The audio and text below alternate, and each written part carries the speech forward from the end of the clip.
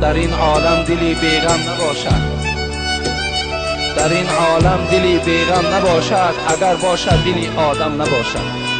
این دنیا در دلی بیغم نیست، این دنیا در همه غم دارد.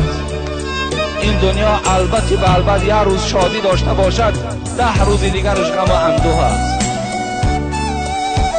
از این خاطر مادر عزیز باید غمدار نباشید، باید شکرانه به سوی پروردگار کنید. الله در قرآن برای این مادر و دیگر مادرهایی که فرزنداشون از دنیا میگذرد سفارش میدهد: یا ایها الذین آمنوا استعینوا بالصبر والصلاة ان الله مع الصابرین.